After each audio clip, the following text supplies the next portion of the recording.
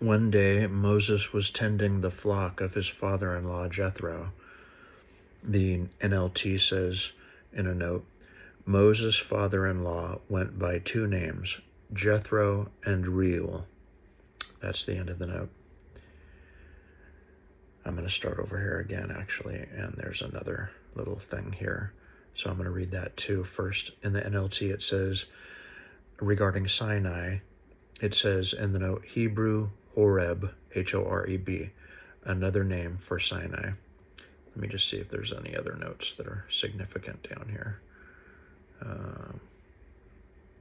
No, they don't really. There aren't too many notes that are very long in the NLT. They're all pretty short. Let me start over again here. One day Moses was tending the flock of his father-in-law Jethro, the priest of Midian. He led the flock far into the wilderness and came to Sinai, the mountain of God.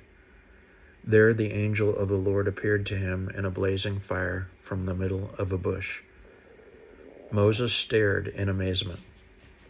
Though the bush was engulfed in flames, it didn't burn up. This is amazing, Moses said to himself. Why isn't that bush burning up? I must go see it. When the Lord saw Moses coming to take a closer look, God called to him from the middle of the bush, Moses, Moses. Here I am, Moses replied. Do not come any closer, the Lord warned. Take off your sandals, for you are standing on holy ground. Okay, regarding this next verse, it says, I am the God of your father, the God of Abraham, etc. And it says, the Greek version reads, God of your fathers. Okay, so I'll just read again in the NLT here. I am the God of your father, the God of Abraham, the God of Isaac, and the God of Jacob. When Moses heard this, he covered his face because he was afraid to look at God. Then the Lord told him, I have certainly seen the oppression of my people in Egypt. I have heard their cries of distress because of their harsh slave drivers. Yes, I am aware of their suffering. So I have come down to rescue them from the power of the Egyptians and lead them out of Egypt into their own fertile and spacious land. It is a land flowing with milk and honey, the land where the Canaanites, Hittites, Amorites, Perizzites, Hivites, and Jebusites now live. Look, the cry of the people of Israel has reached me, and I have seen how harshly the Egyptians abuse them. Now go, for I am sending you to Pharaoh. You must lead my people Israel out of Egypt. But Moses protested to God, Who am I to appear before Pharaoh? Who am I to lead the people of Israel out of Egypt? God answered, I will be with you, and this is your sign that I am the one who has sent you. When you have brought the people out of Egypt, you will worship God at this very mountain. But Moses protested, If I go to the people of Israel and tell them, the God of your ancestors has sent me to you, they will ask me, what is his name? Then what should I tell them? Okay, so this next part is about I am who I am, and the New Living Translation says it says in a note, or I will be what I will be. Okay, so I'm going to continue reading.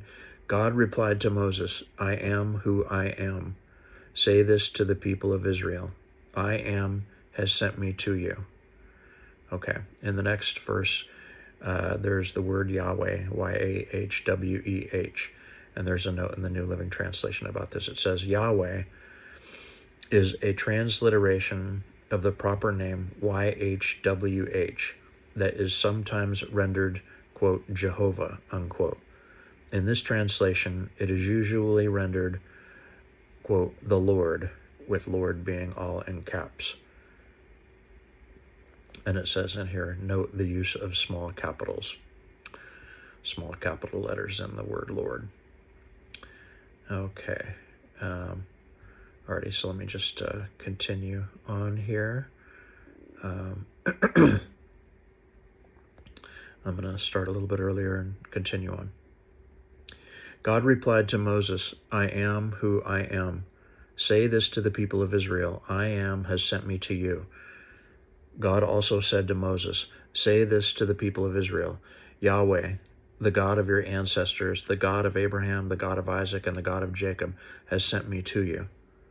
This is my eternal name, my name to remember for all generations. Now go and call together all the elders of Israel. Tell them, Yahweh, the God of your ancestors, the God of Abraham, Isaac, and Jacob, has appeared to me. He told me, I have been watching closely, and I see how the Egyptians are treating you. I have promised to rescue you from their oppression. I have promised to rescue you from your oppression in Egypt.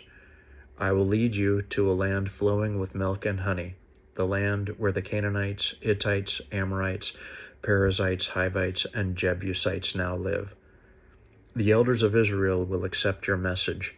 Then you and the elders must go to the king of Egypt and tell him, the Lord, the God of the Hebrews, has met with us. So please let us take a 3-day journey into the wilderness to offer sacrifices to the Lord our God." There's another note here in the next verse, and it says, well, I'll just do it after I read it.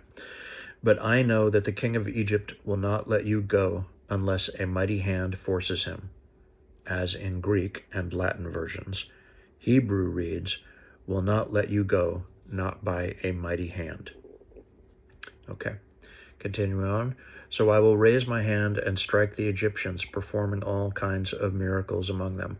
Then at last he will let you go, and I will cause the Egyptians to look favorably on you.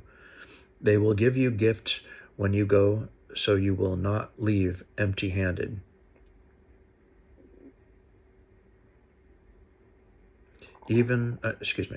Every Israelite woman will ask for articles of silver and gold and fine clothing from her Egyptian neighbors and from the foreign women in their houses. You will dress your sons and daughters with these, stripping the Egyptians of their wealth.